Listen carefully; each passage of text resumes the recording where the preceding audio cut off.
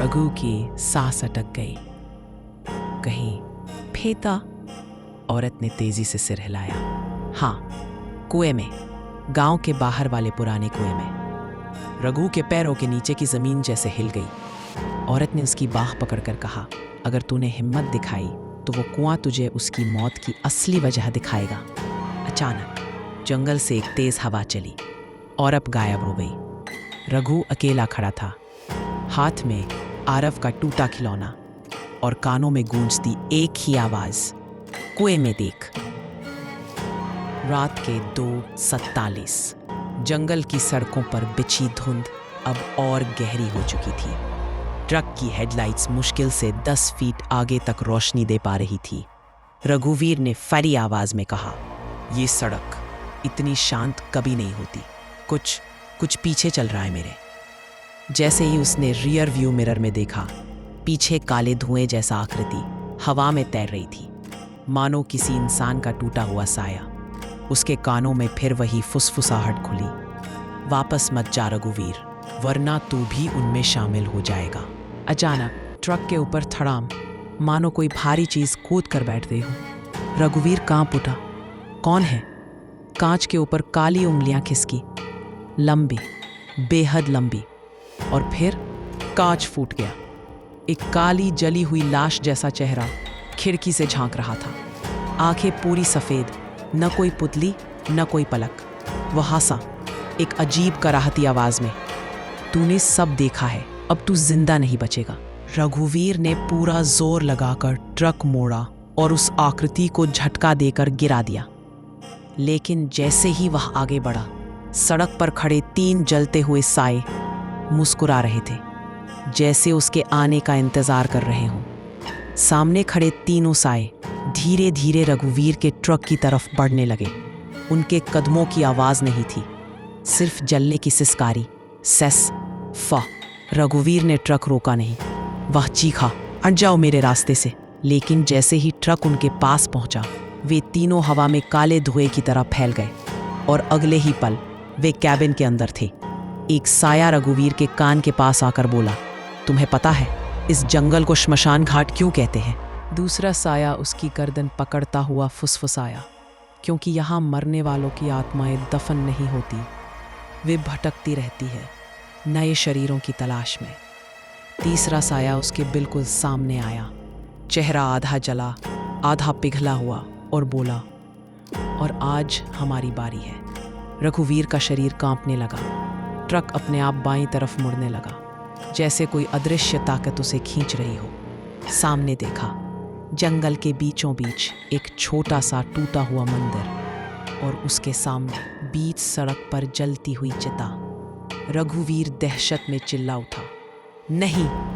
लेकिन ट्रक रुक नहीं रहा था, मानो उसे ले जाया जा रहा हो, सीधे उस चिता की ओर। चिता की आग तेज होने लगी, जैसे किसी की भूख जाग चुकी हो।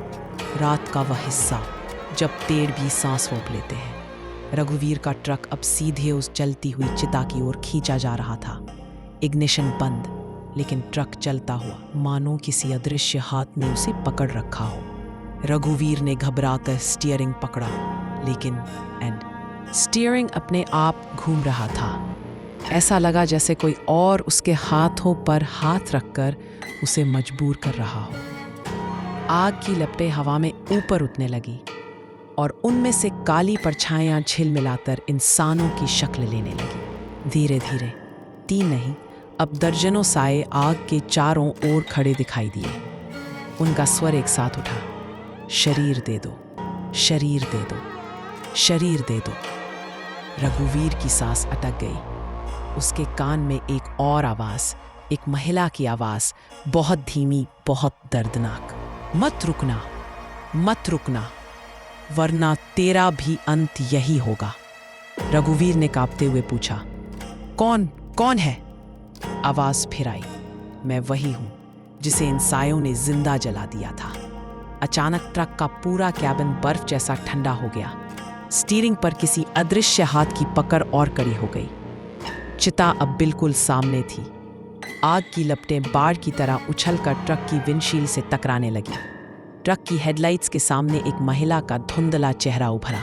आंखों में जलते आंसू, बाल पूरी तरह जले हुए, चेहरा काला मगर अब भी पहचानने लायक। उसने चिल्लाकर कहा, भाग रघुवीर।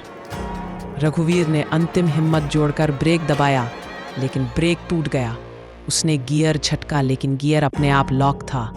तभी महिला का हाथ हवा से निकलकर ट्रक की बॉडी पर पड़ा और पूरे ट्रक में तेज झटका लगा। ट्रक अचानक दाएं मुड़ गया, इतना जोर से कि टायर धरती से उछल गए। झटके से ट्रक चिता से कुछ इंच दूर चिपक कर साइड खाई में गिर पड़ा। धड़ाम! ट्रक का दरवाजा टूट गया। रघुवीर बाहर गिरा, खून से लथपथ लेकिन जिंदा। उसकी आंखें खुली और उसने देखा चिता की आग में अब मानव आकृतियां चीखते हुए खींची जा रही थीं, जैसे कोई उन्हें वापस अपनी दुनिया में खींच रहा हो। जंगल की हवा में एक भयानक गूंज फैल गई। ये कहानी अभी खत्म नहीं हुई, न तेरे लिए न हमारे लिए। रघुवीर ने डर से पीछे हटते हुए पूछा, अब क्या होगा?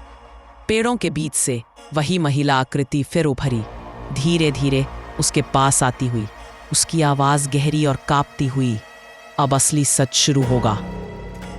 रघुवीर खाई के किनारे बैठा था, सांसें भारी, शरीर खून से भरा और जंगल में मौत जैसी चुप्पी।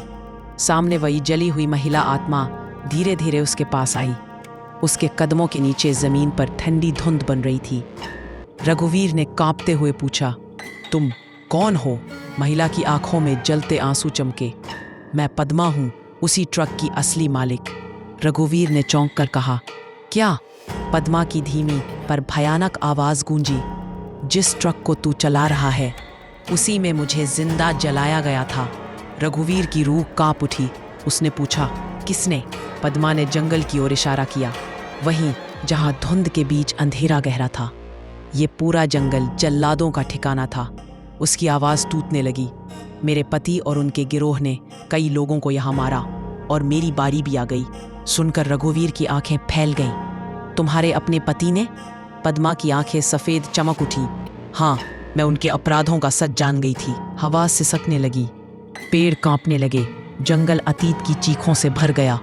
पद्मा ने रघुवीर के करीब आकर कहा, वो 3 काले साए जिनसे तू लड़ रहा था, वे वही 3 आदमी थे जिन्होंने मुझे आग लगाई थी। रघुवीर पीछे हट गया। तो तुम क्या चाहती हो मुझसे? पद्मा की आवाज़ अचानक मजबूत और आदेश जैसी हो गई। सिर्फ एक काम, मेरा बदला पूरा कर। तभी पीछे से टूटते पत्तों की आवाज़ आई। रघुवीर मुड़ा और उसने देखा 3 जलते हुए साए वापस खड़े थे, लेकिन इस बार उनके चेहरे गुस्से से खौल रहे थे, आंखें जलती भट्टी जैसी। एक साया चीखा, पद्मा, इस इंसान को छोड़ दे, ये हमारा है। दूसरा गर्जा, आज इसे जिंदा नहीं जाने देंगे। तीसरा, जिसने हमारी सीमा लांघी है। रघुवीर फंस चुका था। पद्मा ने उसकी ओर हाथ बढ़ाया। डर मत, मैं हूं तेरे साथ। जैसे ही उसका हाथ रघुवीर के हाथ से मिला, एक तेज नीली रोशनी जंगल में फैल गई। धरती कांप उठी, साए पीछे हटने लगे, चीखते हुए, नहीं पद्मा, ये ताकत तू कैसे? पद्मा की आवाज गूंजी, मैं अब सिर्फ आत्मा नहीं, न्याय की शक्ति हूं। अचानक हवा का विशाल भंवर बना। साए उसमें खींचते चले गए। उनकी चीखें, शरीर दे दो, शरीर दे दो, अब डर और हार में बदल गईं। नहीं, हमें बचाओ। और कुछ ही पलों में वो 3 साए हमेशा के लिए गायब हो गए। जंगल में शांति फैल गई।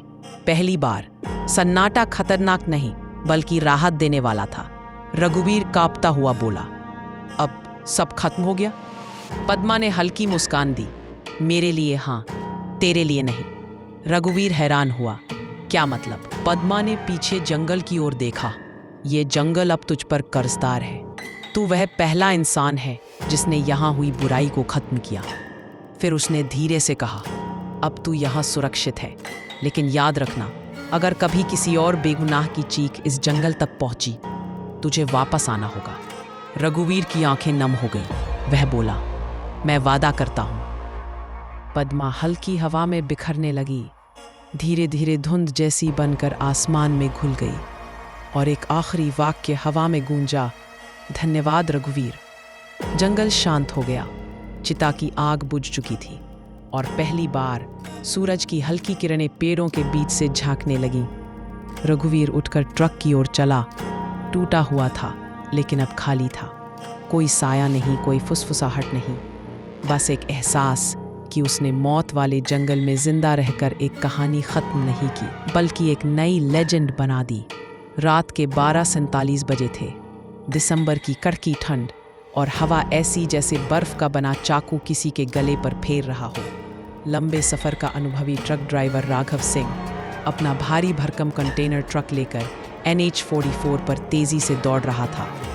ट्रक 83 फुट लंबा था, लोहे की मोटी सरियों से भरा हुआ, वजन इतना कि पहाड़ भी कांप जाए। लेकिन आज की रात हाईवे ही कांप रहा था, क्योंकि जिस हिस्से से राघव गुजरने वाला था उसे लोग कहते थे काली घाटी, एक ऐसा रास्ता जहां रात में पेड़ों की परछायां इंसानों की तरह चलती दिखती थी और हवा में से अचानक रोने की आवाजें सुनाई देती थी। राघव ने अपने सफर में बहुत कुछ सुना था।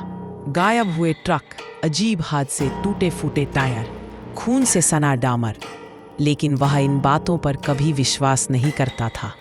12:58 AM राघव ने रेडियो लगाया, लेकिन रेडियो में सिर्फ श्श जैसी खुरदरी आवाजें। फिर अचानक उस खड़खड़ाहट में से एक लड़की की धीमी सी फुसफुसाहट उभरी, रुको, मुझे घर छोड़ दो। राघव का चेहरा ठंडा पड़ गया। उसने झट से रेडियो बंद किया। इस रेडियो का भी दिमाग खराब है। वह खुद को शांत करने की कोशिश कर रहा था, पर उसके भीतर एक नामालूम घबराहट जाग चुकी थी। हाईवे बिल्कुल खाली, चांद बादलों में छुपा हुआ, सड़क पर सिर्फ ट्रक की पीली लाइटें और धुंध की मोटी चादर। 156 मारा। ट्रक की हेडलाइट्स सड़क के बीच एक आकृति पर पड़ी। एक लड़की, सफेद सलवार, खून की तरह लाल दुपट्टा, लंबे बाल आधी रात की हवा में उड़े जा रहे थे। राघव ने ब्रेक ऐसे दबाए कि ट्रक दहाड़ते हुए रुका। उसके दिल की धड़कन गले तक चढ़ गई। अरे मैडम, रात के 1 बजे बीच हाईवे में।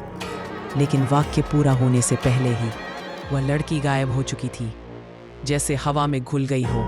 अचानक पल भर में राघव ने नीचे झुककर दाएं बाएं झांक कर देखा, कोई नहीं। पूरी सड़क खाली, सन्नाटा इतना गहरा कि अपनी धड़कन तक सुनाई दे रही थी। वह घबरा कर सीट पर टिक गया। मुझे ही भ्रम हुआ होगा, साला थक गया हूं। पर तभी ट्रक की अंदरूनी शीशे पर ठंडी धुंध जमने लगी, और उस धुंध पर अंदर से ही अपने आप धीरे धीरे एक वाक्य उभरा, मुझे घर छोड़ दो। राघव की रूह जड़ हो गई। उसकी उंगलियां तक कांपने लगी। कैबिन एकदम बंद था, अंदर कोई नहीं था। फिर धुंध पर लिख कौन रहा था? उसने कांपते हाथों से इग्निशन ऑन किया और ट्रक को तेज चलाने लगा। अब वो डर को पीछे छोड़ना चाहता था, लेकिन डर पीछा नहीं छोड़ रहा था।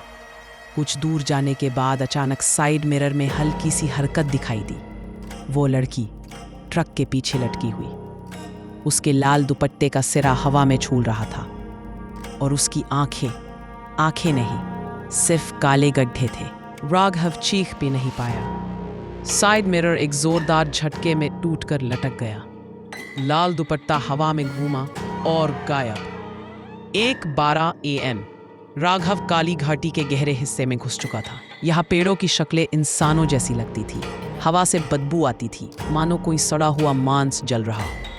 अचानक बिना किसी हाथ के ट्रक की खिड़कियां अपने आप नीचे सरकने लगी। कड़ाके की ठंड सीधा कैबिन में घुस गई, और उसी हवा के साथ सीट के पीछे से धीरे धीरे एक लाल दुपट्टा बाहर निकला, जैसे कोई उसी सीट के पीछे बैठा हो। राघव का गला सूख गया, वह हिल भी नहीं पा रहा था। और तभी पीछे से एक लड़की की आवाज, बिल्कुल कान के पास, इतनी नजदीक कि उसकी सांस राघव की गर्दन को छू रही थी। कहा था ना, रुको, मुझे घर छोड़ दो। राघव ने डर के मारे ब्रेक दबाए और ट्रक झटके से रुक गया। कैबिन के रियर व्यू मिरर में उसने जो देखा, उससे उसकी आत्मा तक फट गई।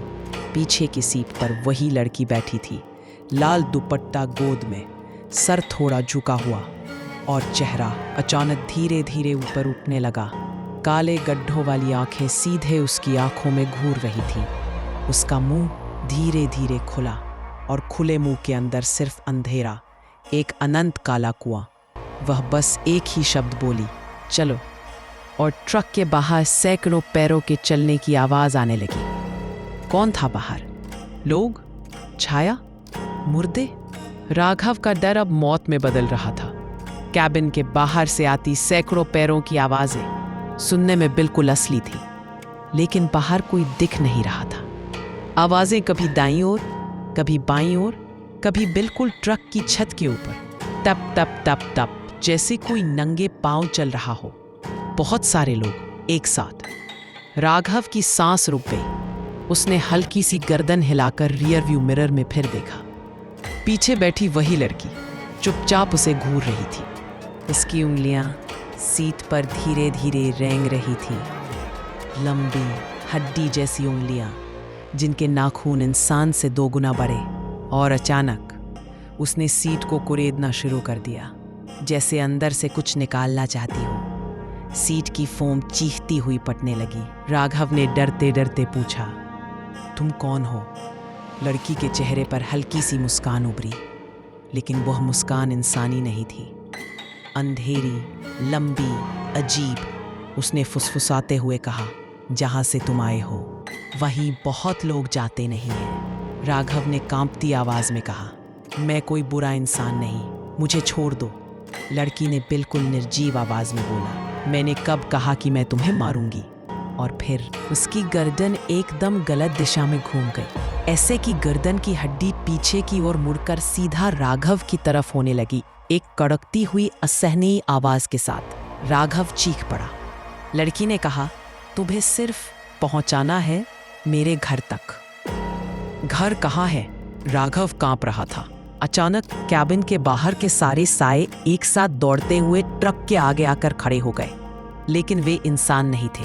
उनकी परछायां टेढ़ी मेढ़ी थी, उनके शरीर धुएं की तरह हल्के, लेकिन चेहरे जैसे जले हुए, पिघले हुए, और आंखें सिर्फ 2 लाल बिंदु। सारे साए ट्रक की ओर मुड़कर एक साथ बोलने लगे, उसे घर ले चलो। उनकी आवाजें इंसानी नहीं, गहरी, गुंजायमान, श्मशान जैसी। राघव का खून जम गया। उसने एक ही पल में ट्रक का गियर मारा, क्लच छोड़ा और ट्रक को पूरी ताकत से आगे दाग दिया। पर जैसे ही ट्रक आगे बढ़ा, सैकड़ों साए धुएं की तरह फिसलकर ट्रक के नीचे समा गए।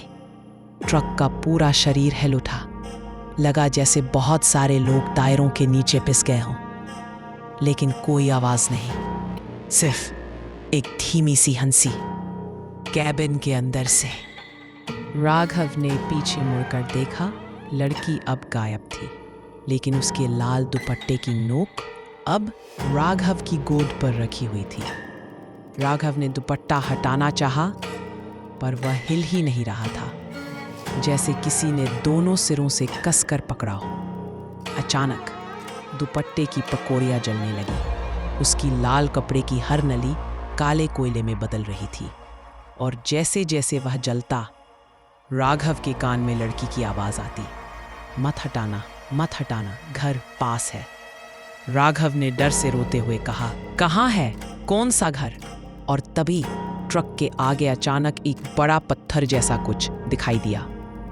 राघव ने स्टीयरिंग मोड़ने की कोशिश की, डॉट डॉट डॉट, पर स्टीयरिंग जाम हो चुका था। ट्रक बेकाबू रफ्तार से सीधे उस काले पत्थर की तरफ बढ़ रहा था, और पत्थर के ऊपर बैठा था एक बूढ़ा आदमी, जिसका चेहरा आधा पिघला हुआ, आंखें काली, हाथ में टूटी हुई लालटेन और शरीर से सड़ी लाश जैसी बदबू। वह आदमी राघव को देखते ही मुस्कुराया। आ गया एक और पत्थर के पीछे एक पुराना टूटा हुआ मकान दिखाई दिया, जैसे बरसों से वीरान हो। लड़की की आवाज आई, यही मेरा घर है। ट्रक सीधा उसी ओर जा रहा था। राघव जोर से चिल्लाया, नहीं, लेकिन ट्रक रुक नहीं रहा था, और उस मकान की खिड़की में अचानक दर्जनों चेहरों की झलक दिखने लगी। जले हुए, कटे हुए, डूबे हुए, टंगे हुए, सब उस ट्रक को देख रहे थे। और तब लड़की ने राघव के कान में फिर से कहा, अब तुम भी यहीं रहोगे। ट्रक उस मकान की दीवार से टकराने ही वाला था और तभी कैबिन में कुछ पट गया। ट्रक सीधा उस पुरानी सड़ी हुई हवेली की दीवार की ओर बढ़ रहा था। राघव के हाथ पैर सुन्न, उसकी आंखें चौड़ी, मानो मौत सामने खड़ी हो। टकराने से ठीक 1 सेकंड पहले कैबिन के अंदर अचानक ऐसा झटका हुआ जैसे किसी ने ट्रक को हवा में उठा दिया हो। एक कड़कती हुई आवाज, धातु के फटने जैसी। अगले ही पल सब अंधेरा, ऐसा सन्नाटा जिसमें दिल की धड़कन भी भारी लग रही थी। कुछ सेकंड बाद राघव ने धीरे धीरे अपनी आंखें खोली। वह अब ट्रक में नहीं था। उसके चारों तरफ एक ठंडी, गंदी, बदबूदार हवेली का कमरा था। कमरा काला, दीवारों पर उखड़ी हुई पपड़ी और छत से लटकती एक टूटी रस्सी। ट्रक गायब, हाईवे गायब, चारों तरफ सिर्फ सड़ांध और नमी। उसके कानों में अब भी टूटती हड्डियों जैसी आवाज गूंज रही थी। राघव ने घबराकर उठना चाहा, पर उसके पैर नम जमीन में धंस गए थे, जैसे फर्श नरम हो। उसने हाथ नीचे लगाया। उसे मिट्टी नहीं मिली, बल्कि गले सड़े मांस जैसी चीज। वह डर के मारे पीछे हट गया। उसी वक्त कमरे के कोने में एक लाल दुपट्टा धीरे से जमीन पर गिरा, एकदम उसके सामने। दुपट्टे पर गीले खून के धब्बे थे। राघव ने दुपट्टा हाथ में लेने की कोशिश की, लेकिन जैसे ही उंगलियां उसे छूने वाली थी, कमरे की छत पर कुछ रेंगता हुआ सुनाई दिया। बहुत भारी, बहुत धीमा, जैसे कोई इंसान नहीं, कोई जानवर नहीं, कुछ और। राघव ने ऊपर देखा और उसका दिल वहीं थम गया। छत पर उल्टी लटकी हुई वही लड़की, उसकी गर्दन टेढ़ी, बाल पूरी तरह नीचे लटकते हुए, और आंखों के गड्ढे में से काला तरल गिर रहा था। लड़की ने उल्टे शरीर से अपना चेहरा हल्का सा उसकी ओर मोड़ा। उसकी रीढ़ की सभी हड्डियां एक एक कर चक चक की आवाज करती, जैसे कोई सूखी डंडी टूट रही हो। वह मुस्कुराई, लेकिन वह मुस्कान इंसान की नहीं थी। धीमी, भारी आवाज में बोली, घर पहुंचा दिया। राघव ने घबरा कर कहा, मैं यहां क्यों हूं? तुम मुझसे क्या चाहती हो?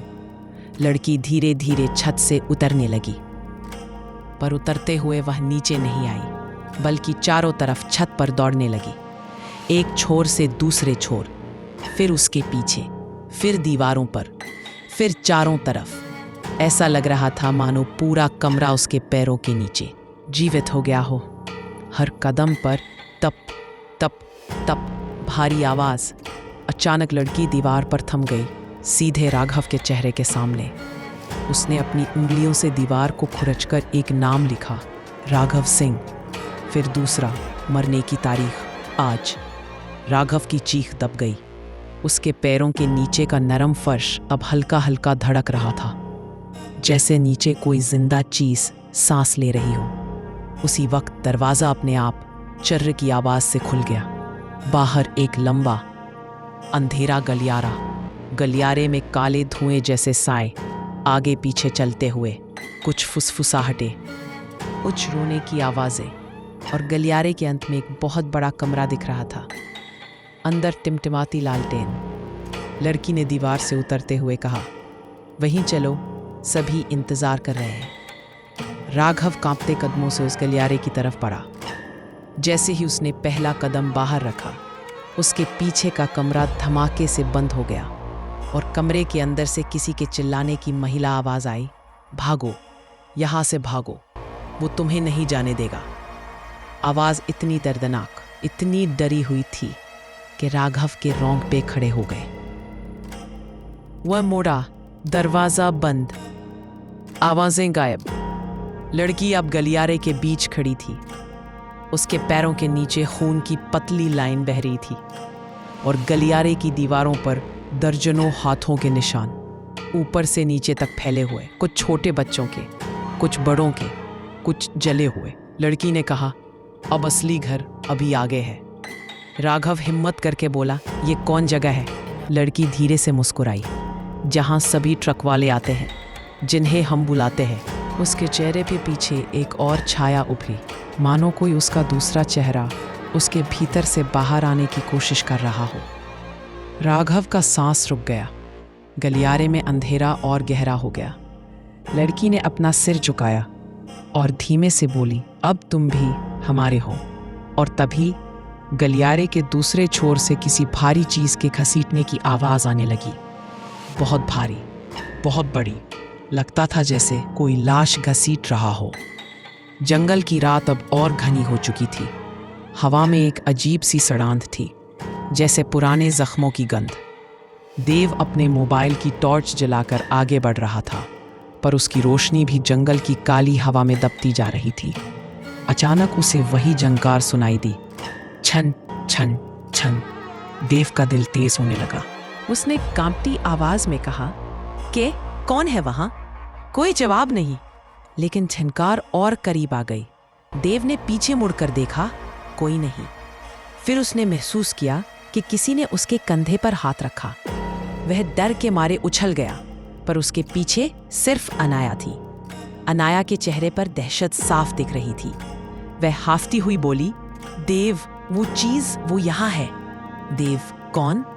अनाया ने रोते हुए कहा, जो मैंने देखा था वो औरत, उसका चेहरा पूरा जल चुका था और उसकी चूड़ियां अपने आप बज रही थी।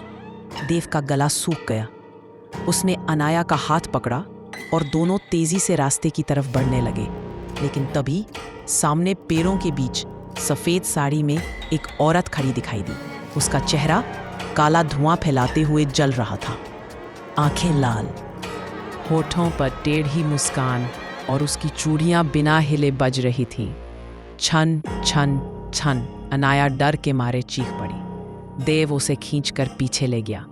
उस औरत ने अपनी जली हुई उंगली उठाई और उन दोनों की ओर इशारा किया, और उसी क्षण पूरा जंगल एक अजीब सी आवाज से भर गया, जैसे हजारों औरतें एक साथ फुसफुसा रही हों, वापस जाओ, ये जंगल हमारा है। देव और अनाया भागने ही वाले थे कि वो औरत अचानक उनकी आंखों के सामने गायब हो गई। लेकिन उसकी चूड़ियों की आवाज अभी भी चारों तरफ गूंज रही थी, तेज और तेज। जंगल अब सिर्फ अंधेरा नहीं था, ये किसी अनदेखी ताकत का इलाका लग रहा था। देव और अनाया जान बचाकर भाग रहे थे, पर जितना वे दौड़ते उतनी ही चूड़ियों की आवाज उनके पीछे बढ़ती जाती। छन छन छन। हवा अब ठंडी नहीं थी, बर्फ जैसी जम चुकी थी। अनाया का हाथ पसीने से भीगा हुआ था। अचानक देव ने देखा, सामने वही पुराना टूटा हुआ कुटीर खड़ा है, जिसे उन्होंने आते वक्त नजरअंदाज कर दिया था। देव बोला, अनाया, अंदर चलो, शायद वहां छुप जाए। दोनों कुटीर में घुस गए। अंदर बिल्कुल अंधेरा था, केवल एक कोने में आधा जला हुआ दिया टिमटिमा रहा था। दीवारों पर लाल रंग के हाथों के निशान थे, जैसे किसी ने खून से लिख रखा हो। तुमने उसे जगा दिया। अनाया की आंखें फटी रह गईं। देव, ये किसने लिखा है? देव कुछ बोल पाता, उससे पहले दरवाजा अपने आप धड़ाम से बंद हो गया। टिमटिमाता दिया अचानक तेज लौ में बदल गया, और उसके सामने दीवार पर एक परछाई उभर आई, एक जली हुई औरत की परछाई। उसकी आवाज मानो धरती के नीचे से आ रही थी। मेरी चूड़ियां किसने छुई थी? अनाया कांपते हुए बोली। देव, मैंने तो कुछ नहीं किया। पर आवाज फिर आई, और ज्यादा गुस्से में, किसने मेरी चूड़ियां छुई थी? देव ने अनाया की ओर देखा। उसकी आंखों में डर से आंसू भर आए थे। और तभी देव ने देखा, अनाया की कलाई में वही पुरानी टूटी हुई चूड़ी पड़ी है जो उसे रास्ते में मिली थी। देव का दिमाग चकरा गया। अनाया ने वही चूड़ी उठाई थी, यही सबकी जड़ थी। परछाई ने अचानक रूप बदलकर आग से बना चेहरा ले लिया। वह चीखी, इसे वापस दो, अभी। अनाया घुटनों पर गिर पड़ी। मैंने गलती से उठाई थी, माफ कर दो। कमरे की दीवारें कांपने लगी, चारों तरफ राख उड़ने लगी, दिया बुझ गया, सब अंधेरे में डूब गया। और अंधेरे में सिर्फ एक आवाज बची, अब देर हो चुकी है। अचानक किसी ने अनाया का हाथ पकड़कर जोर से खींचा, इतना जोर कि वह चीख भी न निकाल सकी। देव ने टॉर्च जलाई और वह भय से जम गया। अनाया हवा में 5 फीट ऊपर लटकी हुई थी, उसके पैर जमीन से ऊपर, और उसके गले के पास किसी अदृश्य हाथ का निशान कसता जा रहा था। देव ने चिल्लाकर कहा, रुको, उसे छोड़ दो, मैं उस चूड़ी को वापस रख दूंगा।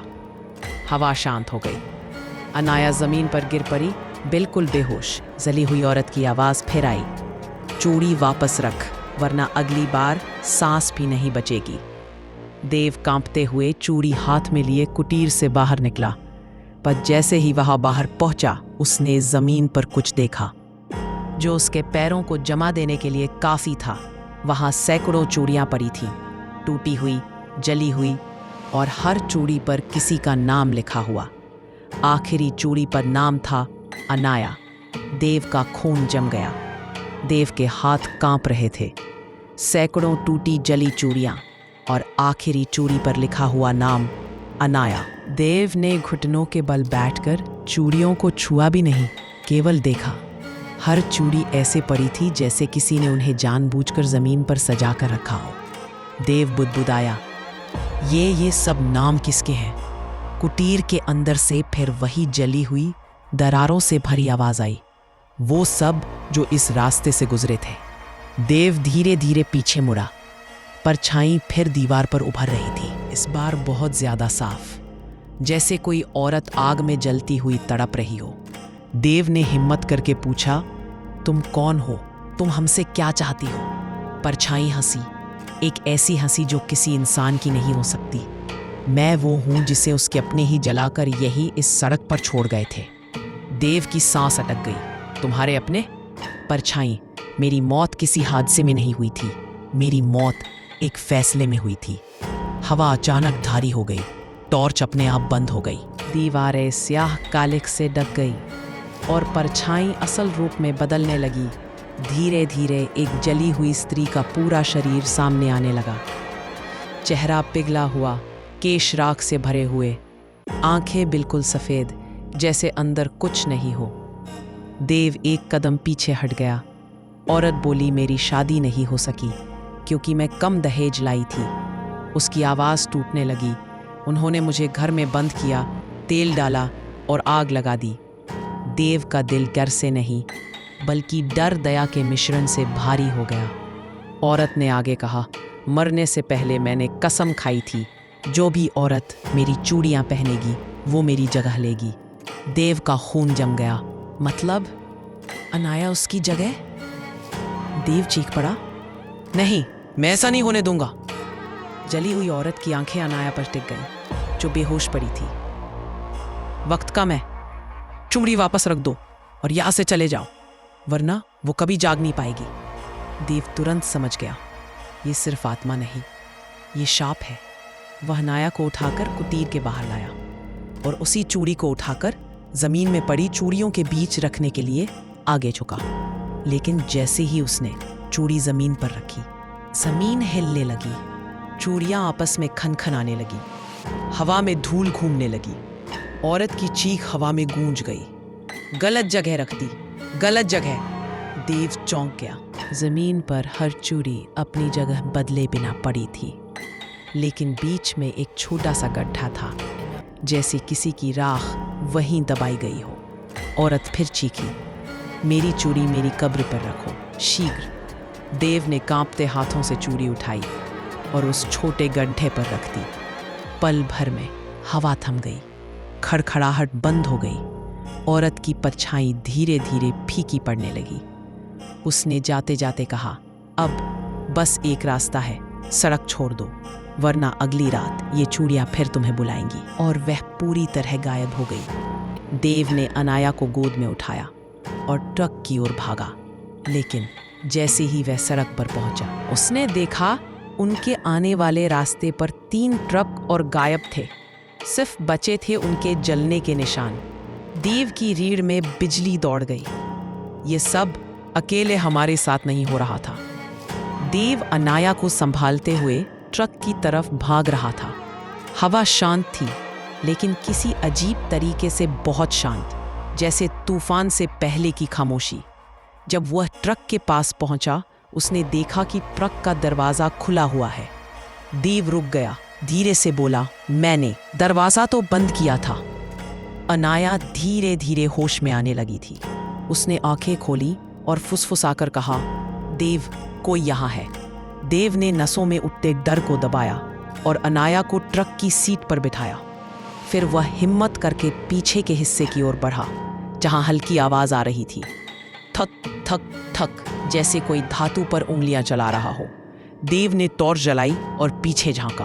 पीछे कोई नहीं था, लेकिन ट्रक की दीवार पर किसी ने उंगलियों से खरोंचते हुए लिखा था, ये सड़क कभी खाली नहीं होती। देव का दिल जोर से धड़कने लगा। उसने टॉर्च नीचे की ओर घुमाई और वहां गहरी उंगली के निशान थे, जैसे कोई जलता हुआ हाथ ट्रक के अंदर चलकर गया हो। देव ने तुरंत दरवाज़ा बंद किया और वापस ड्राइविंग सीट पर आकर बैठ गया। अनाया, हमें अभी निकलना होगा, अभी।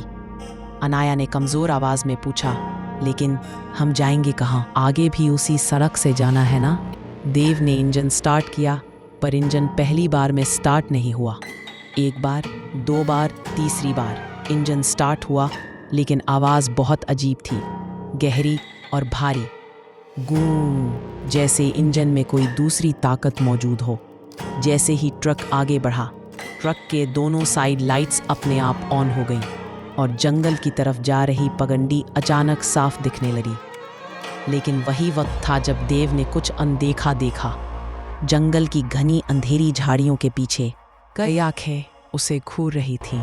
एक जोड़ी नहीं, दो नहीं, बल्कि शायद 10-12 जोड़ी, सफ़ेद, बिना पलक झपकाए हुए। अनाया डरते हुए बोली, देव, ये इंसान नहीं है। देव ने गियर बदला और ट्रक को तेज कर दिया, लेकिन जैसे ही ट्रक ने स्पीड पकड़ी, जंगल के भीतर से एक लंबा सा काला साया सड़क पर आकर खड़ा हो गया, इतना काला कि हेडलाइट्स भी उसे आर पार नहीं कर पा रही थी। देव ने ब्रेक लगाने की कोशिश की, लेकिन ब्रेक काम नहीं कर रहे थे। पैडल नीचे तक दब गया, पर ट्रक रुक नहीं रहा था। अनाया चीखी, देव, ट्रक रोको।